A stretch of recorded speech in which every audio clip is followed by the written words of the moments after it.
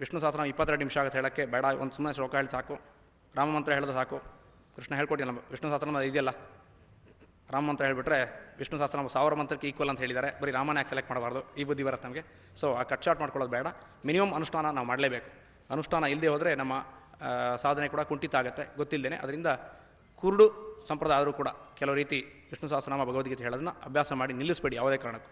ನಾನು ಪೂಜೆ ಪುನಸ್ಕಾರ ಧ್ಯಾನ ಮಂತ್ರಜಪ ಮಾಡೋದನ್ನು ಯಾರಿಗೆ ನಿಲ್ಲಿಸಿ ಅಂತ ಹೇಳ್ತೀನಿ ಅಂದರೆ, ಒಂದು ಕೋಮಾಲಿರೋ ವ್ಯಕ್ತಿಗೆ, ಇನ್ನೊಂದು ಆಗ್ತಾನೆ ಹುಟ್ಟಿರೋ ಮಗುವಿಗೆ. ಮಿಕ್ಕಿದವರು ಎಲ್ಲರೂ ಕೂಡ ಮಾಡೋಕ್ಕೆ ಸಾಧ್ಯ. ತಮ್ಮ ದೇಹದಲ್ಲಿ ಶಕ್ತಿ ಇದ್ದು ಮಾಡಬೇಕು ಅನ್ನೋ ಮನಸ್ಸಿರೋರು ಎಂಥ ಪರಿಸ್ಥಿತಿಯಲ್ಲಿ ಕೂಡ ಧ್ಯಾನ ಮಾಡೋಕ್ಕೆ ಸಾಧ್ಯ. ಮಂತ್ರಜಪದಿಂದ ಸಾಕಷ್ಟು ಹೀಲಿಂಗ್ ಕೂಡ ಆಗುತ್ತೆ. ಧ್ಯಾನದಿಂದ ಕಾಯಿಲೆಗಳ ವಾಸಿ ಹೇಗೆ ಸಾಧ್ಯ, ಉದಾಹರಣೆಗಳೊಂದಿಗೆ ವಿವರಿಸಿ. ಅರ್ಧ ಗಂಟೆ ಸಮಯದಲ್ಲಿ ಉದಾಹರಣೆಗಳೊಂದಿಗೆ ಹೇಳೋಕ್ಕಾಗಲ್ಲ.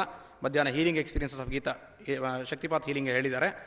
ನಿಮಗೆ ಇನ್ನೂ ಡೀಟೇಲ್ಸ್ ಬೇಕಂದರೆ ನಮ್ಮ PRO ಉಮಾಗಿರಿದವ್ರನ್ನ ಕಾಂಟ್ಯಾಕ್ಟ್ ಮಾಡಿ. ಹೆಸರು ಯಾರು ಅಂತ ಬರೆದಿಲ್ಲ ಇದರಲ್ಲಿ, ಇಷ್ಟೊಂದು ಪ್ರಶ್ನೆ ಕೇಳಿದ್ದಾರೆ. What are the differences between god and science ಅಂತ ಕೇಳಿದ್ದಾರೆ. ಇದೆಲ್ಲ ಈ ವೇದಿಕೆಯಲ್ಲಿ ಆನ್ಸರ್ ಮಾಡೋಕ್ಕಾಗಲ್ಲ, ದೊಡ್ಡ ದೊಡ್ಡ ಪ್ರಶ್ನೆಗಳಾಗುತ್ತೆ, ನಿಮಗೆ ವಿವರವಾಗಿ ಉತ್ತರ ಕೊಡಬೇಕಾಗತ್ತೆ. ಸೈನ್ಸ್ ಅಂತ ಹೇಳಿದ್ರೆ ತರ್ಕಬದ್ಧವಾದ ಆಲೋಚನೆ ಅಷ್ಟೇ. ಪರಮಾತ್ಮ ಕೂಡ ತರ್ಕಬದ್ಧವಾದ ಆಲೋಚನೆಯಲ್ಲೇ ನಮಗೆ ಸಿಗ್ತಾನೆ. ಇದು ಬರೀ ಫೈತ್ ಅಲ್ಲ, it is only an experience. ಸೈನ್ಸಲ್ಲಿ ನಮಗೆ ಏನು ಹೇಳ್ತೀವಿ ಅಂದರೆ ಎಕ್ಸ್ಪರಿಮೆಂಟ್ ಅಬ್ಸರ್ವೇಷನ್ ಇನ್ಫರೆನ್ಸ್ ಅಂತ ಹೇಳ್ತೀವಿ. ಅದೇ ಎಕ್ಸ್ಪರಿಮೆಂಟ್ ಅಬ್ಸರ್ವೇಷನ್ ಇನ್ಫರೆನ್ಸು ನಮ್ಮ ಶರೀರದಲ್ಲಿ ಕೂಡ ನಾವು ಮಾಡೋಕ್ಕೆ ಸಾಧ್ಯ. ನಮ್ಮ ಶರೀರದಲ್ಲಿ ಕೇಬಲ್ TV ಡಿಶ್ ಆಂಟೆನಾ ವ್ಯವಸ್ಥೆ ಇದೆ. ಧ್ಯಾನ ಯೋಗ ಚಕ್ರಗಳನ್ನು ನೀವು ಆ್ಯಕ್ಟಿವೇಟ್ ಮಾಡಿದ್ರೆ ಬೇಕಾದಷ್ಟು ಅಟ್ಮಾಸ್ಫಿಯರಿಂದ ಕಾಸ್ಮಿಕ್ ಎನರ್ಜಿ ಅಲ್ಲಿಂದ ಬರುವಂಥ ಸಿಗ್ನಲ್ಸನ್ನು ನೀವು ಕ್ಯಾಚ್ ಮಾಡೋಕ್ಕೆ ಸಾಧ್ಯ. ವಿವಿಧ ದೇವತೆಗಳ ವೈಬ್ರೇಟರಿ ಲೆವೆಲ್ಗೆ, ಜಸ್ಟ್ ಲೈಕ್ ಒಂದೊಂದು ಫ್ರೀಕ್ವೆನ್ಸಿಗೆ ಹೆಂಗೆ ಒಂದು TV ಚಾನಲ್ ಫ್ರೀಕ್ವೆನ್ಸಿಗೆ ಹೆಂಗೆ ನೀವು ಟ್ಯೂನ್ ಮಾಡ್ಕೊಳ್ತೀರಾ, ಅದೇ ರೀತಿ ಆಯಾ ದೇವತೆಗಳ ಬೀಜ ಮಂತ್ರವನ್ನು ಉಪಾಸನೆ ಮಾಡೋದ್ರ ಮೂಲಕ, ಒಂದು ಗೊತ್ತಾದ ರೀತಿಯಲ್ಲಿ ಅದನ್ನು ಮಂತ್ರಜಪ ಮಾಡೋದ್ರ ಮೂಲಕ ಆಯಾ ದೇವತೆಗಳಿಗೆ ನೀವು ಟ್ಯೂನ್ ಮಾಡ್ಕೊಳ್ಳೋಕೆ ಸಾಧ್ಯ ಇರುತ್ತೆ. ಆಗ ಆಯಾ ದೇವತೆ ನಿಮಗೆ ದರ್ಶನ ಕೊಡ್ತಾರೆ. ಆಜ್ಞಾಚಕ್ರದಲ್ಲಿ ದರ್ಶನ ಕೊಟ್ಟದಂಥ ಆಜ್ಞಾಚಕ್ರ ಆಗ್ಬೋದು, ಹಾರ್ಟ್ ಚಕ್ರ ಆಗ್ಬೋದು, ಎರಡೂ ಆಗುತ್ತೆ. ಸಗುಣ ಸಾಕಾರ ಸ್ವರೂಪ ಆದರೆ ಹಾರ್ಟ್ ಚಕ್ರದಲ್ಲಿ ಬೆಸ್ಟು. ನಿರ್ಗುಣ ನಿರಾಕಾರ ಪೂಜೆ ಮಾಡೋರು, ಉಪಾಸನೆ ಮಾಡೋರು ಆಜ್ಞಾಚಕ್ರದಲ್ಲಿ ಮಾಡಿ. ಸೊ ಇದು ಸಾಧ್ಯ ಇದೆ. ಧ್ಯಾನದಲ್ಲಿ ಬೇಕಾದಷ್ಟು ಪ್ರಗತಿನೂ ಖಂಡಿತ ಆಗುತ್ತೆ. ಸೊ ನಮ್ಮ ಶರೀರವನ್ನೇ ಲ್ಯಾಬ್ರೇಟರಿ ಮಾಡ್ಕೋಬೇಕಷ್ಟೇ. ಆ ಪ್ರಯೋಗ ಮಾಡೋಕ್ಕೆ ಸಿದ್ಧವಾಗಿದ್ದವರಿಗೆ ಪರಮಾತ್ಮನನ್ನು ಧ್ಯಾನ ಮಾಡಿ ಏನು ದರ್ಶನ ಅಂತ ಹೇಳ್ತೀವಿ, ಸ್ಪಿರಿಚುವಲ್ ಎಕ್ಸ್ಪೀರಿಯನ್ಸಸ್ ಕೂಡ ಸೈನ್ಸ್ ಅಷ್ಟೇ ತರ್ಕಬದ್ಧವಾದ್ದು. ಆದರೆ ಈ ತರ್ಕಬದ್ಧವಾದ್ದು ಇಂಡಿವಿಜುವಲ್ ಎಕ್ಸ್ಪೀರಿಯನ್ಸಸ್ ಆಗುತ್ತೆ ಹೊರತು ಬೇರೆ ಒಬ್ಬ ವ್ಯಕ್ತಿ on behalf of A person ನಾನು ಸಾಧನೆ ಮಾಡಿ ನಿಮಗೆ ಅನುಭವ ಹೇಳ್ತೀನಿ ಅನ್ನೋದು ಖಂಡಿತ ಸಾಧ್ಯ ಅಲ್ಲ. ಅದು ಲ್ಯಾಬ್ರೇಟರಿ, ಕೆಮಿಸ್ಟ್ರಿ ಫಿಸಿಕಲ್ ಲ್ಯಾಬ್ರೇಟರಿ ಮಾತ್ರ ಸಾಧ್ಯ ಈ ವ್ಯವಸ್ಥೆ. ಪರಮಾತ್ಮನ ಸಾಕ್ಷಾತ್ಕಾರ ಮಾತ್ರ ಸ್ವತಃ ನಾವೇ ಮಾಡಬೇಕು. ತಾನು ಸಾಯಬೇಕು, ಸ್ವರ್ಗ ಪಡಿಬೇಕು. ನಮ್ಗೆ ಅದೇ ಹೇಳ್ತಾರೆ, ಅನ್ನ ದೇವರ ಮುಂದೆ ಇನ್ನೂ ದೇವರಿಲ್ಲ, ಅನ್ನವೇ ದೈವ ಸರ್ವಜ್ಞ. ಈ ವಾಕ್ಯದ ಅರ್ಥ ತಿಳಿಸಿ. ಸರ್ವಜ್ಞ ಕೊಟ್ಟಿರೋದು ಅನ್ನದಾನ ಮಾಡೋದು ಮಹತ್ವ ಹೇಳಿದ್ದಾನೆ ಹೊರತು ಬೇರೆ ದೇವ್ರ ಪೂಜೆ ಮಾಡಬೇಡಿ ಅಂತ ಅದನ್ನು ಅಂಡರ್ ಎಸ್ಟಿಮೇಟ್ ಮಾಡಿಲ್ಲ. ಇಲ್ಲಿ ಈ ಸರ್ವಜ್ಞನ ವಚನದಲ್ಲಿ ಹೇಳಿರೋದು ಅನ್ನದಾನದ ಮಹತ್ವವನ್ನು ಹೇಳಿದ್ದಾನೆ. ದಾನ ಮಾಡಬೇಕು, ಇದ್ದವರು ಇಲ್ಲದೇ ಇದ್ದವರು ದಾನ ಮಾಡಬೇಕು ಅನ್ನೋ ವಿಚಾರ ಅಷ್ಟೇ ಹೊರತು ಇನ್ನೂ ದೇವರು ಇಲ್ಲ ಅಂತ ಹೇಳಿದ್ರೆ ಕೆಲವು ಸಲ ಉತ್ಪ್ರೇಕ್ಷ ಅಲಂಕಾರ ಆಯಿತು, ಅಲ್ಲಿ ಉಪಯೋಗಿಸಿರೋ ಅಷ್ಟೇ, ಎಕ್ಸಾಜರೇಷನ್ ಮಾಡಿದ್ದಾನೆ ಅಷ್ಟೇ. ಹಾಗಂತ ದೇವ್ರ ಪೂಜೆ ಮಾಡಬೇಡ ಅಂತ ಸರ್ವಜ್ಞ ಹೇಳಿಲ್ಲ. ಬೇರೆ ಬೇರೆ ಶ್ಲೋಕಗಳು, ಬೇರೆ ಸರ್ವಜ್ಞ ವಚನಗಳು ಓದಿ ನಿಮ್ಗೆ ಗೊತ್ತಾಗುತ್ತೆ. ಮೂಢನಂಬಿಕೆಗಳನ್ನು, ಮೂಢ ಸಂಪ್ರದಾಯಗಳನ್ನ ಸರ್ವಜ್ಞ ಖಂಡಿಸಿದಷ್ಟು ಇನ್ಯಾರೂ ಬಹುಶಃ ಖಂಡಿಸಿಲ್ಲ. ನನಗೂ ಸರ್ವಜ್ಞ ವಚನ ಭಾಳ ಇಷ್ಟ. ನಿಮ್ಮ ಪ್ರಚಾರದ ಧ್ಯೇಯವನ್ನು ನನಗೆ ದಯಮಾಡಿ ತಿಳಿಸಬೇಕಾಗಿ ವಿನಂತಿ. ನಾವೊಬ್ಬ ಯಾದವ, ಕೆ ಗುರುಮೂರ್ತಿನವರು ಬರೆದಿರೋ ಸಂಪಗಿ ರಾಮನಗರದಿಂದ. ನೀವೊಬ್ಬರು ಯಾದವರು, ಭಾಳ ಸಂತೋಷ. ಕೃಷ್ಣ ನಿಮಗೆ ಆರಾಧ್ಯ ದೇವತೆ. ಮಹಾಭಾರತದ ಕಾಲದಿಂದ 5000 ವರ್ಷಗಳಿಂದ ಕೂಡ ನಿಮ್ಮಲ್ಲಿ ಶ್ರದ್ಧೆ ಭಕ್ತಿ ಇಟ್ಟು ಕೃಷ್ಣನನ್ನು ಪ್ರತಿನಿತ್ಯ ಪೂಜೆ ಮಾಡೋಕ್ಕೆ ಶುರು ಮಾಡಿ. ನೀವು ಯಾವ ವೇದ ಮಂತ್ರ ಕಲಿಬೇಕಾದಿಲ್ಲ, ಸಂಸ್ಕೃತವನ್ನು ನೀವು ಕಲಿತು ಪಂಡಿತರಾಗಬೇಕಾದಿಲ್ಲ. ಕೃಷ್ಣ ನಿಮ್ಮ ಹೃದಯದ ಭಾವನೆಗಳಿಗೆ ಹೋಗೊಟ್ಟು ನಿಮ್ಮ ಮನೆಗೆ ಬರ್ತಾನೆ, ನಿಮ್ಮ ಪೂಜೆಯನ್ನು ಸ್ವೀಕಾರ ಮಾಡ್ತಾನೆ. ಓಂ ನಮೋ ಯೋಗೇಶ್ವರ ಮಂತ್ರ ನಿಮಗೆ ಇಷ್ಟ ಇದ್ದರೆ ಅದನ್ನು ಕಲಿಬೋದು, ಇಲ್ಲಾಂದರೆ ಬೇರೆ ಮಂತ್ರವು ನಿಮಗೆ ಕೊಡೋಕ್ಕೆ ಸಾಧ್ಯ ಆಗುತ್ತೆ. ನಿಮಗೆ ನಿಜವಾದ ಆಸಕ್ತಿ ಇದ್ದರೆ ದಯವಿಟ್ಟು ಬನ್ನಿ, ನಿಮಗೇನು ಬೇಕೋ ಸಹಾಯ ಮಾಡೋಕ್ಕೆ ಸಿದ್ಧ ಇದ್ದೀವಿ. ನಮ್ಮ ಪ್ರಚಾರದ ಧ್ಯೇಯ ಏನಂತ ಹೇಳಿದ್ರೆ ಕೃಷ್ಣ ಸರ್ವೋತ್ತಮ ಅನ್ನೋದನ್ನು ನಮಗೆ ಗೊತ್ತಾಗಿದೆ. ನಮ್ಮ ಸಾಧನೆ ಮೂಲಕ ಅದನ್ನು ಪಡ್ಕೊಂಡಿದ್ದೀವಿ. ಒಂದೇ ಜನ್ಮದಲ್ಲಿ 100 ವರ್ಷಗಳ ಆಧ್ಯಾತ್ಮಿಕ ಸಾಧನೆಯನ್ನು ಒಂದು ಜನ್ಮದಲ್ಲಿ ಮಾಡ್ಕೊಳ್ಳೋಕೆ ಸಾಧ್ಯ ಕೃಷ್ಣನನ್ನು ಅವಲಂಬಿಸಿದರೆ. ಅದು ಫಾಸ್ಟ್ ಟ್ರ್ಯಾಕ್ ಸ್ಪಿರಿಚುವಲ್ ಪ್ರೋಗ್ರೆಸ್ ಅಂತ ನಾವು ಹೇಳ್ತೀವಿ. 1 ನಿಮಿಷದ ನಮ್ಮ ಶಕ್ತಿಪಾತ ದೀಕ್ಷೆ ಮಹತ್ವ ಹೇಳುವಾಗ ಶಾರದ ಒಂದು ಪಾಯಿಂಟ್ ಹೇಳೋದು ಬಿಟ್ಟರು, ಶಕ್ತಿಪಾತದ ಎಫೆಕ್ಟ್ ನಾನೇನು ಕೊಡ್ತಾ ಇದ್ದೀನಿ ಅದು ನನ್ನ ಶಕ್ತಿ ಅಲ್ಲ, ರೇಖಿ ಪ್ರಾಣಿಕ್ ಹೀಲಿಂಗ್ ಮಾಡ್ತಾರಲ್ಲ ಆ ಥರದ್ದಲ್ಲ. ಇದು ನೇರವಾಗಿ ಕೃಷ್ಣನ ಶಕ್ತಿ ನನ್ನ ಶರೀರದ ಮೂಲಕ ಪಾಸಾಗಿ ಅದನ್ನು ನಾನು ಬೇರೆಯವರಿಗೆ ಎನರ್ಜಿ ಟ್ರಾನ್ಸ್ಫರ್ ಮಾಡ್ತೀನಿ. ಶಕ್ತಿಪಾತದ ಕ್ರಿಯೆಯಲ್ಲಿ ಆಗೋದಷ್ಟೇ. ಆ ಶಕ್ತಿಗೆ, ಕೃಷ್ಣನ ಶಕ್ತಿಗೆ ಎಷ್ಟು ವಿಶೇಷ ಇದೆ ಅಂತ ಹೇಳಿದ್ರೆ, 1 ನಿಮಿಷದ ಶಕ್ತಿಪಾತದ ಹೀಲಿಂಗ್ ಮಾಡಿಕೊಂಡ್ರೆ 85,000 ನಿಮಿಷಗಳು ಸಾಮಾನ್ಯ ಧ್ಯಾನಕ್ಕೆ ಅದು ಈಕ್ವಿವೆಲೆಂಟ್. 85,000 ನಿಮಿಷಗಳು ಅಂತ ಹೇಳಿದ್ರೆ 59 ದಿನ, ಅಂದರೆ ಆಲ್ಮೋಸ್ಟ್ 2 ಮಂತ್ಸ್.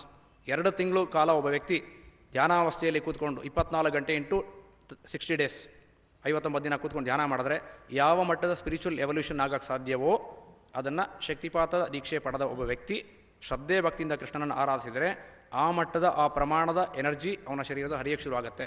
ಇದನ್ನು ನಾವು ಸಾಧನೆ ಅಂತ ಕಂಡುಕೊಂಡಿದ್ದೀವಿ. ಬೇಕಾಷ್ಟು ಜನಗಳ ಮೇಲೆ ಪ್ರಯೋಗ ಮಾಡಿ ನೋಡಿದ್ದೀವಿ.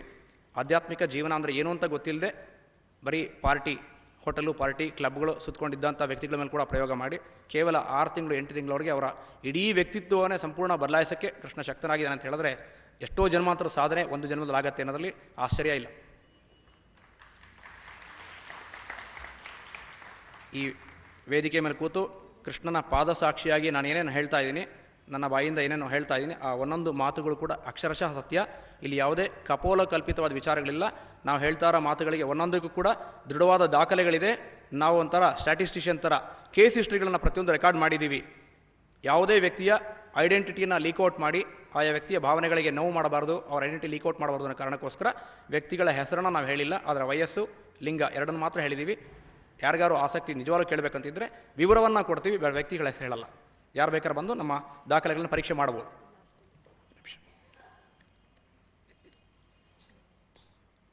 ಅತಿ ಗುರುಪೂರ್ಣಿಮೆ ಸ್ವಾರಸ್ಯ ಕೇಳಿದ್ದಾರೆ. ಸ್ವಾರಸ್ಯ ಏನಿಲ್ಲ, ಗುರುಪೂರ್ಣಿಮೆ ಗುರುಗಳಿಗೆ, ನಮ್ಮ ಗುರುಗಳಿಗೆ, ಜೀವನದಲ್ಲಿ ನಮಗೆ ಪಾಠ ಕಲಿಸಿದಂಥ ಎಲ್ಲ ಗುರುಗಳಿಗೂ ಕೃತಜ್ಞತೆಯಿಂದ ವಂದನೆ ಮಾಡುವಂಥ ಒಂದು ದಿನ.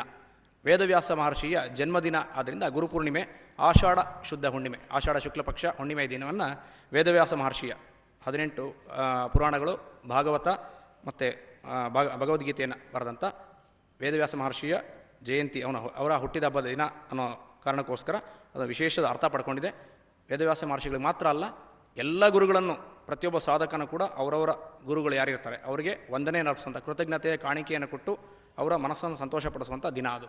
ಸೊ ನಾವು ಗುರುಗಳ ಗುರು ಸಾರ್ವಭೌಮ ಯೋಗೇಶ್ವರ ಶ್ರೀಕೃಷ್ಣ ಜಗದ್ಗುರು ಅನ್ನೋ ಅರ್ಥದಲ್ಲಿ ಅವನನ್ನು ಸ್ವೀಕಾರ ಮಾಡಿ ಈ ಗುರುಪೂರ್ಣಿಮೆಗೆ ನಮ್ಮ ಕಿರು ಕಾಣಿಕೆಯಾಗಿ ಕೃಷ್ಣ ಧರ್ಮವನ್ನು, ನಮ್ಮ ಆರಾಧ್ಯ ದೇವತೆಯ ಹೆಸರನ್ನು ಚಿರಸ್ಥಾಯಿಯಾಗಿ ಮಾಡಬೇಕು. ಇನ್ನು ಸಾವಿರಾರು ವರ್ಷಗಳ ನಂತರ ಕೂಡ ಈ ಕೃಷ್ಣ ಧರ್ಮ ಅಂತ ನಾವೇನು ಸ್ಥಾಪನೆ ಮಾಡಿ ಅವ್ರು ಉಳ್ಕೊಳ್ಳುತ್ತೆ. ಇವತ್ತು ನಾವು ಹೇಳೋದು ನಂಬಲ್ಲ ಯಾರೋ ಇದನ್ನು.